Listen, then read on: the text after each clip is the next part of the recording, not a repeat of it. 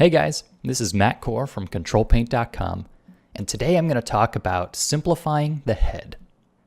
Now you might remember in the past we talked about simplifying a coffee cup, and the way to do that was to think of it in terms of what simple three-dimensional shapes could be used to construct this object.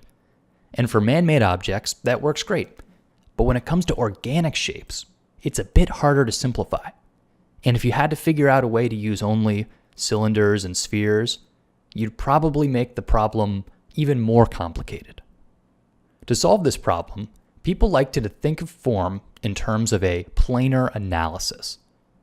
And what that means is you're taking a smooth surface, like this curve here, and you are abstracting it into faceted individual planes. So you take a smooth surface and make it into a few different flat edges. So it's similar, but dramatically simplified. Simplifying an organic shape into a planar analysis is great for two reasons. First, it can be good for observational drawing. If you're looking at something and you want to simplify it, this is a great technique. It's also great if you want to imagine something. Oftentimes I'll begin a painting with a planar form, and then I'll blend between the faces and end up with a fully organic form. So if you want to learn to draw the head, drawing from observation is a great first start.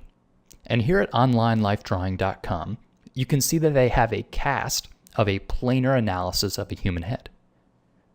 And because of the way the website works, you can look at it in 3 dimensions. And I find that any sort of observational drawing becomes much more effective as soon as you're able to move the object across the light.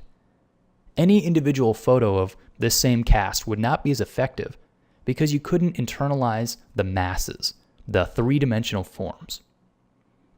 And here you can see with this particular cast, all of the organic, smooth transitions of a face have been simplified into that planar analysis. And if you find this particular head extremely useful, you can visit planesofthehead.com and buy your own plastic cast. And this is kind of interesting because it has a tripod mount in the bottom, so you could put it at an odd angle that fit your illustration and then put some lights on it. So that could be pretty cool if you had the space. And here you can see the artist took a character out of a movie, probably a screenshot right from the DVD, and analyzed the form of his face through a planar analysis.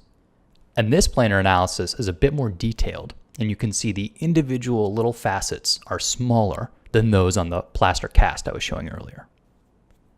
Loomis, Hogarth, and Bridgman are all famous examples of illustrators that had a formula to memorize the head and then call it up at will from any angle on the page.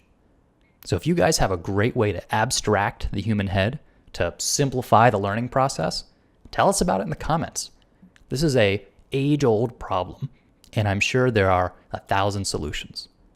So thanks for watching, and stay tuned for future videos.